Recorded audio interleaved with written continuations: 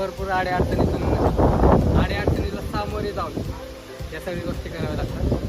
आता बघू, जायचं आहे गावाकडे. कॉम्पिटिशन सुद्धा आहे, खूप आहे.